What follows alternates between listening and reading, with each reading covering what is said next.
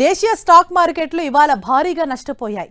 ఉదయం స్వల్ప లాభాల్లో ప్రారంభమైన సూచీలు మధ్యాహ్నం వరకు అలాగే ట్రేడ్ అయ్యాయి. చివర్లో అమ్మకాల ఒత్తిడితో భారీ నష్టాల్లోకి జారుకున్నాయి. అమెరికా, ఇరాన్ మధ్య శాంతి ఒప్పందం విషయంలో అనిశ్చితి, ఎఫ్ఐఐల విక్రయాలు కొనసాగుతుండడం ప్రతికూల ప్రభావం చూపింది. దీంతో సెన్సెక్స్ ఇంట్రాడే గరిష్టాల నుంచి 1300 పాయింట్ల మేర నష్టపోగా నిఫ్టీ 23,550 దిగువన ముగిసింది. మొత్తంగా ఇన్వెస్టర్ల సంపద 5 లక్షల కోట్ల రూపాయలు ఆవిరైంది.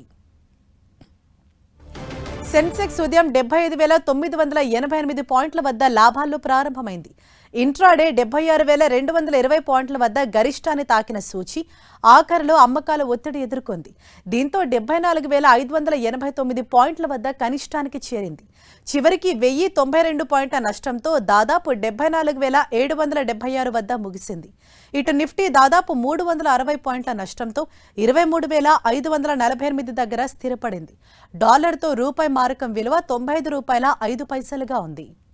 అమెరికా, ఇరాన్ మధ్య శాంతి ఒప్పందం విషయంలో ఇంకా స్పష్టత రాకపోవడం స్టాక్ మార్కెట్ నష్టానికి ప్రధాన కారణంగా మారింది. కాల్పుల విరమణ పొడిగింపు చర్చలను ప్రారంభించేందుకు అమెరికా, ఇరాన్ ప్రతినిధులు తాత్కాలిక ఒప్పందానికి దగ్గరగా వచ్చినా ట్రంప్ దీనికి ఆమోదం తెలపాల్సి ఉందనే వార్తలు వస్తున్నాయి. ఓవైపు చర్చలు జరుపుతూనే మరోవైపు ఇరు దేశాలు దాడులు, ప్రతీకార దాడులకు దిగుతుండడం మదుపర్లను ఆందోళనకు గురిచేస్తోంది. దీంతో వారాంతంలో స్టాక్ మార్కెట్పై ఆ ప్రభావం పడింది. దేశీయ ఈక్విటీ మార్కెట్ల నుంచి ఫారెన్ ఇన్వెస్టర్లు తరలిపోవటము సెంటిమెంట్ను దెబ్బతీస్తోంది.